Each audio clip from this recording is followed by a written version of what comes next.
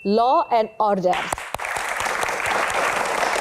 Yang bikin saya penasaran akhir-akhir ini memang tadi Pak, isu tentang banyak para artis papan atas datang berbondong-bondong ke Kementerian Hukum. Apa yang mereka sampaikan ke Bapak? Ada bagusnya juga Mbak Yana. Jadi pertama ini menyangkut soal kepastian soal hak.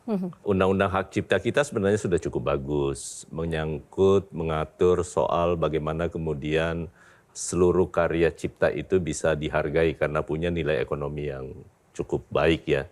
Dan karena itu dilindungi oleh hukum, dilindungi oleh undang-undang, dan juga negara bertanggung jawab untuk melindungi itu. Nah karena itu bagi Kementerian Hukum saat ini sedang menunggu hasil inisiasi teman-teman di DPR untuk melakukan revisi undang-undang tentang hak cipta. Supaya bisa memberi kepastian baik kepada penciptanya, kemudian kepada musisinya, kemudian juga event organizer-nya, penyelenggara. Dan itu memang harus diatur, karena kalau tidak nanti bisa menimbulkan masalah. Jadi menyangkut intellectual property ini adalah sesuatu yang kita terikat juga dengan dunia internasional. Tetapi kita tidak berpikir soal keluar dulu, tetapi bagaimana kemudian kita lebih mengatur dan memberi kepastian hukum terhadap segala yang terkait dengan hak cipta. Secara spesifik Pak yang disampaikan misalnya Agnes Monica yang kemarin datang ke Bapak itu apa Pak? Yang dia inginkan dan yang Bapak sampaikan?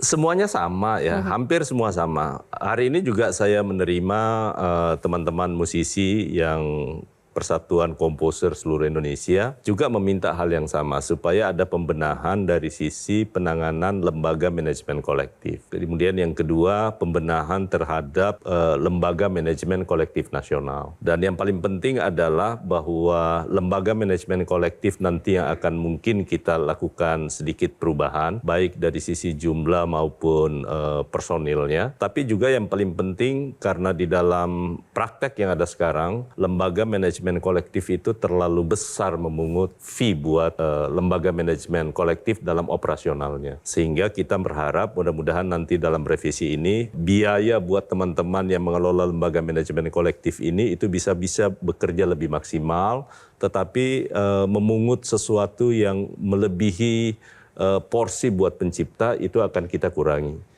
Supaya nanti gairah untuk mendaftarkan seluruh karya cipta itu, hak cipta itu bisa berkembang. Sehingga nanti seluruh stakeholder bisa menikmati hasil karena potensinya sangat besar. Kalau tidak salah tahun lalu kita baru bisa mengkolek kurang lebih sekitar 160 miliar rupiah.